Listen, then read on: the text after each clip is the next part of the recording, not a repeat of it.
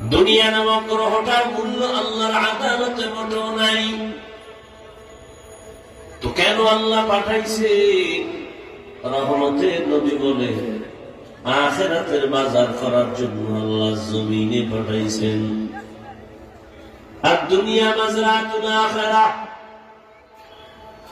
দুনিয়াটা হলো আখিরাতের ফসল কামাইয়ের জায়গা। দুনিয়া তোমার থাকার জায়গা না, ঘুমানোর জায়গা না। এজন্যই তো দুনিয়া নামক গ্রহটা আল্লাহ বানাইয়া প্রথম একটা ঘর বানাইলেন, বাইতুল্লাহ। কি বানাইছেন? ইন্না আউওয়ালা বাইতিন উযিআ লিন-নাসি লাল্লাযী বিবাক্কাতা মুবারাকান ওয়া হুদা মুবারাকান ওয়া হুদাল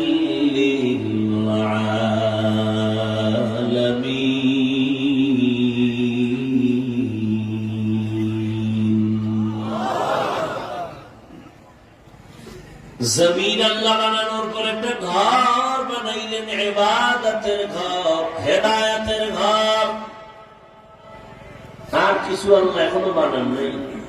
জমিন আল্লাহ বানানোর পর একটা ঘর বানাইলেন, বাইতুল্লাহ। এমন একটা ঘর, যেই ঘর হলো দুনিয়ার সমস্ত মানুষের হেদায়েতের ঘর। কি বলছে? হুদাল লিল আলামিন। আলম এক বচন, আলামিন বহু বচন।